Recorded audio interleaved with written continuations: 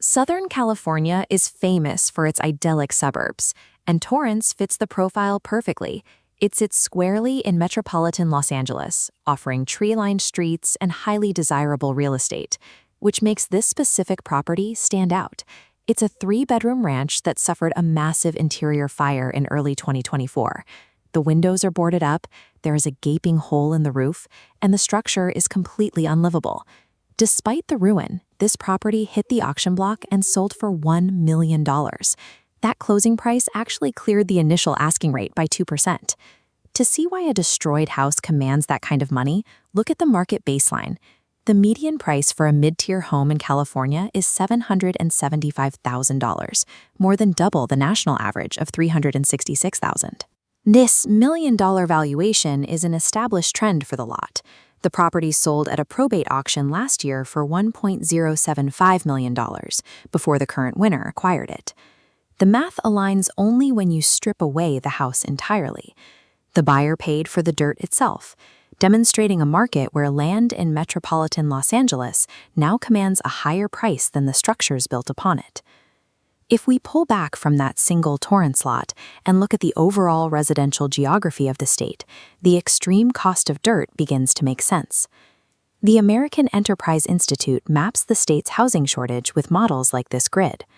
It shows California currently lacks 2.2 million housing units. When that missing section is isolated, it reveals California is missing 15% of its required housing supply. The origins of this scarcity trace back to the residential boom following World War II, when developers rapidly converted open land into these sprawling subdivisions. Once these neighborhoods were established, residents pushed for zoning codes that prioritized community preservation and extensive environmental reviews. These measures allowed individual towns to block high-density projects, effectively halting the construction of new housing across the region.